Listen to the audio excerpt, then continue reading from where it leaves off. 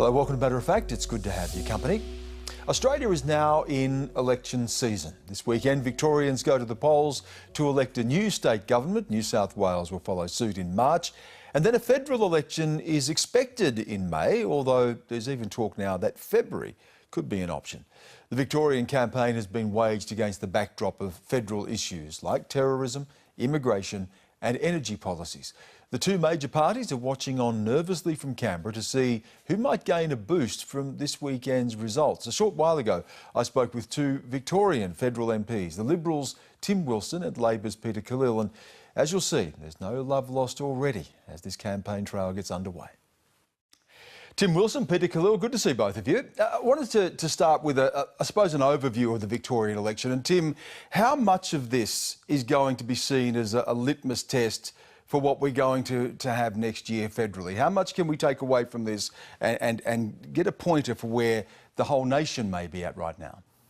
I think very little, Stan. I mean, the reality is this election has been fought on state issues on both sides of the aisle. I think there's something to be learned from how the parties have approached the election, and particularly around how they're doing a lot of their campaigning activities. But when it actually comes down to policy, I think it's marginal at best.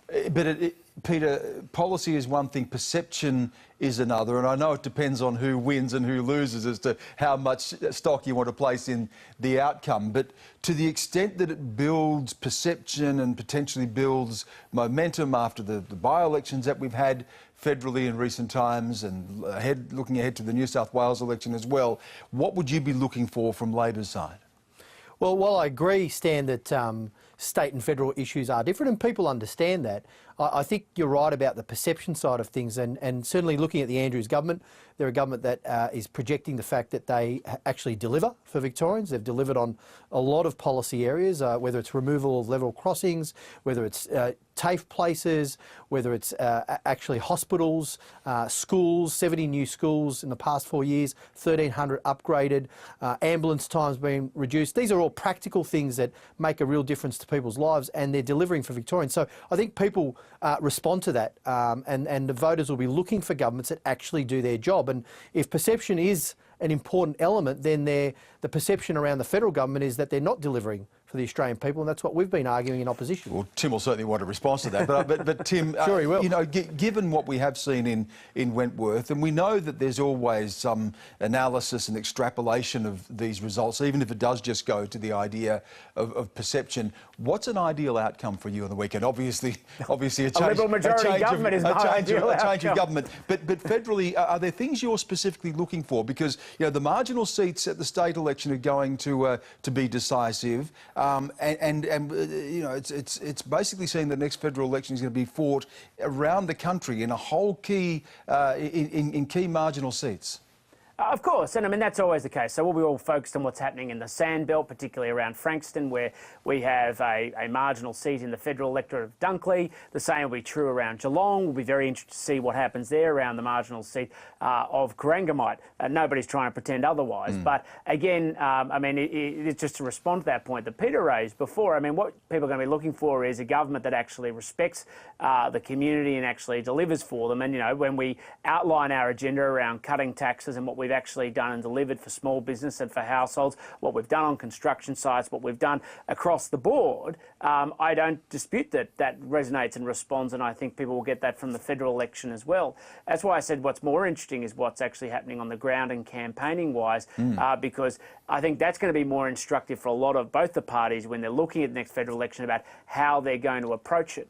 And what's clear is that you know, there are problems around crime in the state. People acknowledge that. You know, we've had a terrible incident recently, a terrorist attack in Bourke Street in Melbourne, and so I think people are going to respond to that because it already fits within a very clear narrative about some of the criticisms we've directly been raising about Dan Andrews and his priorities and Labor, and now it's being realised tragically. And Peter, you know, this event in Bourke Street has now become, you know, a critical issue at the state level. It's also being played out at the national level, and we've had this tension around the Muslim community and the Prime Minister and refusal of Muslim leaders to meet with the Prime Minister, and criticism of Daniel Andrews as well around bail laws in Victoria that may have actually prevented this. So there is this overlap, isn't there, between a tragic event like that, which raises serious issues of national security, that's also going to be decisive in the election on the weekend. Yeah, look, you've raised a couple of key issues in that question, Stan. First of all, Sisto Malaspina, who was murdered by the terrorist in the Bourke Street attack. I knew him. I used to go to Pellegrini's, like millions of people have. Yeah, thousands of people have, Victorians. I'm sure Tim's been there as well. And his last act in his life was an act of kindness, which contrasted to the act of hatred by the murderer and the terrorist. And that really is symbolic, I think, of the elemental struggle that we face against this. But having said that, I think there's a lot of politics being played around this issue. Many of the Islamic community leaders, the Muslim community leaders and the sheikhs and the imams are working very, very hard on their youth and making sure that they're on the right path and they're steered away from radicalised elements. And I want to see the politics taken out of this. Of course, it's important to engage with government at the federal and the state level as well to work, but that is actually happening. All you have to do is talk to the agencies, the security and intelligence agencies. The Muslim leaders would not sit down with the Prime Minister. If you're talking about taking the politics out of it, surely when the Prime Minister asks to sit down with you, you meet and you discuss these things. That the politics is being played on both sides here? Yeah, well, look, I think the issue that has arisen out of that meeting, the heralded meeting by the Prime Minister, relates back to some of the earlier remarks around and the way they were interpreted, that Muslim leaders were not taking responsibility for engaging with their communities, and the evidence is very. Hold on, Tim. The evidence is very, very clear. The evidence is very clear. All you have to do is ask the heads of ASIO, the intelligence services, the security agencies, the day-to-day work that occurs with the Muslim community, with the leadership, engaging with the security agencies about making sure that young people are not radicalised, and when red flags go up, the engagement that those community leaders have with the agencies. 100% right. And that is absolutely necessary. The security agencies absolutely work with Muslim leadership and those within affected communities, and that's well understood by government. The comments by the Prime Minister were entirely measured, proportionate about saying, let's keep this work going. And yes, they then went on to organise a meeting with that leadership, basically behind closed doors. And Peter's just admitted himself, it's not what the Prime Minister said, it was, quote, the interpretation of that as a basis which they're now boycotting this. I mean, I think it was Jason Clare, Labor member for one of the Western Sydney seats, who says when the Prime Minister wants to sit down and have a conversation, you actually do it. You don't miss up that chance, because this is not a fight that we're going to fight in isolation. We have to work with people, and that's precisely what the Prime Minister's doing. And frankly, if you want to see politics about this issue, you just need to look at the disgraceful statement you just made, Peter. Misrepresenting it to try and make a point against the Prime Minister. You're again getting hot and bothered under the collar, Tim, as you always do. I'm not bothered. I'm just calling out your poor behaviour. The problem, well, that's ridiculous. The problem with this Prime Minister you're the one misrepresenting the situation. Since he has taken over and removed Malcolm Turnbull, effectively he has a series of thought bubbles and politicising issues. He's like an ad salesman who is detail-free on pretty much everything. And we saw the ridiculousness of him talking about moving the embassy from the Australian embassy from Jerusalem to Peter, aren't you conflating things here? Because it wasn't a thought bubble that there was an attack in Bourke Street, and you would expect, wouldn't you, the Prime Minister to make comment about that? Rather than Tim distorting what I'm saying, I said clearly it's important to engage. It's important to engage Muslim community leaders. Important to engage with all levels of government, federal and state. That includes the Prime Minister. That's what I said. But you didn't pick up on that, did you, Tim? You picked up on the other point, which is the fact that the Prime Minister is very prone to politicising issues and, in acts of desperation, putting out thought bubbles and making issues all about the politics rather than the substance. What I said was you excused the situation where they refused to sit down and have a conversation with the Prime Minister on the basis of an interpretation, which wasn't the same as what he said. Okay. And that's the critical point. We have had an incident. It's a serious one. The Australian community is looking for the government, the opposition, including members of the opposition as well as the government, to stand up, and they're looking to the affected community leaders to stand up as well.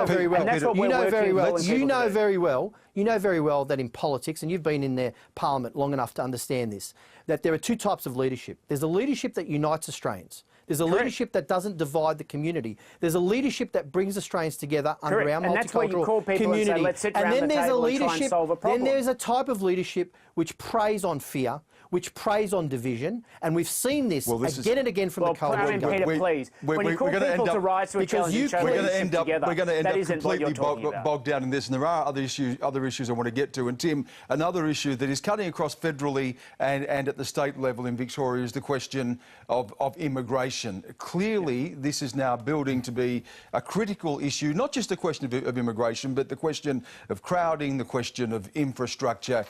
It's clearly going to be a critical issue at the federal election as well. So what impact will it have on the weekend, do you think? Well, I know it's one of the bits of feedback that I regularly get from my constituents and constituents all across the state is, you know, we've had a spectacular population growth in Victoria, but services and infrastructure haven't met with that growth, and that's become a critical problem where people are stuck on roads, they're stuck in trying to get their kids into school and unable necessarily to get all the full suite of hospital services they expect. And so that's partly what the federal government is responding to, but it's also becoming a critical challenge because the population projections for Victoria continue to go out. That's why there's been such a clear focus by the opposition on saying we need to build the whole of the state and build the opportunity that exists in the whole of the state so that people who come to Victoria have choices, but more critically, we take a lot of the ease and the burden off Melbourne where the pressure sits. But Peter, you're shaking your head. Do you think that there is not a problem of overcrowding, that people are not worried about infrastructure, that there's not a need to take the burden off? There's absolutely a problem, and I've spoken about this before on the ABC and other programs here. There is an issue with the congestion, the overpopulation that's occurring. But here's where the furphy is that this government and Scott Morrison's so good at throwing out smoke bombs and so on. Okay, this government has been in power for 5 years. Abbott, Turnbull, Morrison, they have failed to spend on infrastructure.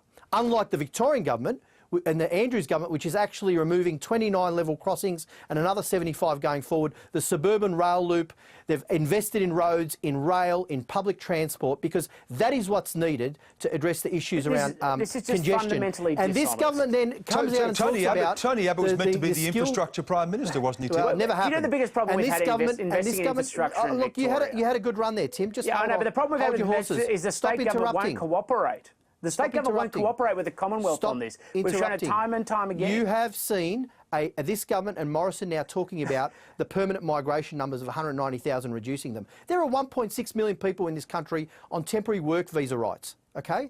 And he's talking about reducing skilled migration by 10,000. Is he serious? What about creating the incentives for people to move to other cities besides Melbourne and Sydney? Create the jobs, put in the money into infrastructure. That's precisely what we're trying to do. That's why if you look at there's a decentralisation strategy, but you can't honestly lecture anybody about infrastructure spending when the state government in Victoria here tore up a contract to build a road network that still needs to be built and paid $1 billion of your tax money to make sure they didn't have to do it. This government has an appalling record on its priorities and its focus on infrastructure. That's ridiculous. I mean, and Victoria continues to pay a price. I'm not ignoring the fact that they have done some things. They have. But they have not. Wow. The whole package that they have tried to deliver has been dramatically undermined by $1 billion of them giving out to a contractor not to build infrastructure. Not. Peter, Alan Tudges has been appointed as a minister specifically for these demographic shifts, hasn't he? I mean, this is something. I mean, if you say the government's not taking it seriously, someone's been appointed specifically for this task. Well, Stan, I know you're putting in a good defence of an appointment of a minister on this. 5 years into their government, ABC 5 years into the government, they haven't actually addressed the need for infrastructure spending, and Tim at least concedes that the Victorian government has been, the state government has been absolutely marvellous in making sure that they spend on infrastructure and what's needed. You have conceded that. No, I acknowledge that they have done some things, but that's ridiculous. Let's be serious about this. To throw in that furphy around the 190,000, we're talking, and it's true, by the way, 90% of the permanent migration does come to Melbourne and Sydney. That's an issue.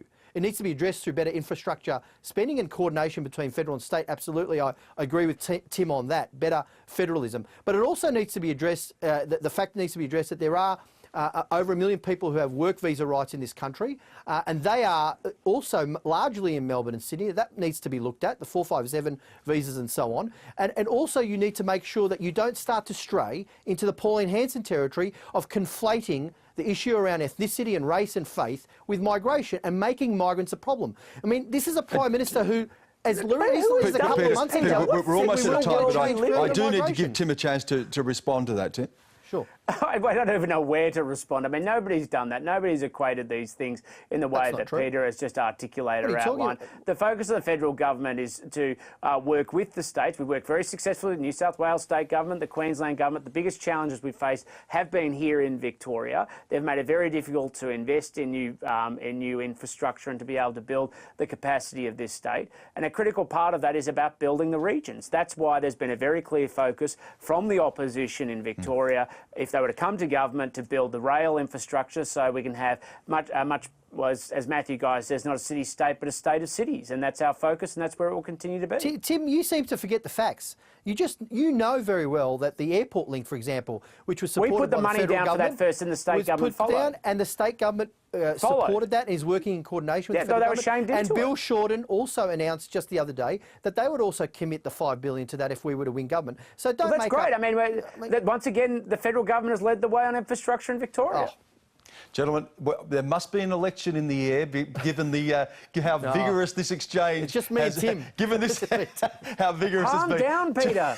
I am calm. Save it for Saturday on the polling booth. It's been well, and you know there's a big campaign ahead next year, so you want to keep something in reserve. Good to talk to both of you. Thank you again for giving us your time. Thanks. Cheers.